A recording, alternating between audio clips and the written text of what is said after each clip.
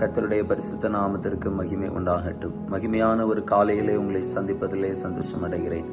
நீதிமொழிகள் 10வது அதிகாரம் 24வது வசனத்தின் 2வது பகுதி இப்படி சொல்கிறது: நீதிமான் விரும்புகிற காரியம் அவனுக்கு கொடுக்கப்படும். நாம் விரும்புகிற காரியத்தை கர்த்தர் நமக்கு செய்கிறவர்.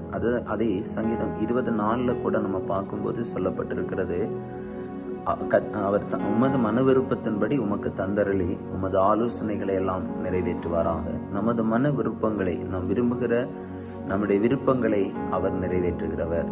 சாலமோன் ஞானி இடத்துல நீ விரும்புகிற காரியம் என்னன்னு கேட்ட போது அந்த ஞானி ஆண்டவரிடத்துல கேட்கிறான், ஆண்டவரே நீர் எனக்கு இந்த ஜனங்களை விசாரிக்கிறதற்கு ஏதுவான ஒரு ஞானத்தை தர வேண்டும் என்று கேட்கிறான். பாருங்க, அவன் விரும்புகிற காரியத்தை கர்த்தர் அந்த சாலமோன் ஞானிக்கு கொடுக்கிறத நம்ம வேதத்துல பார்க்கிறோம். ஆகவே இந்த காலை வேளையிலும் நம்ம அநேக விருப்பங்களோடு தேவ சமூகத்தில் காணப்படுகிறோம்.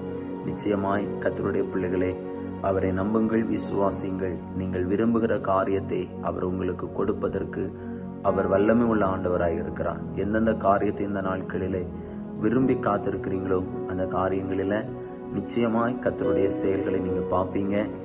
ஆமை கர்த்தர் தாமே உங்களை அப்படியே நடத்துவாராக. ஜெபிப்போமா?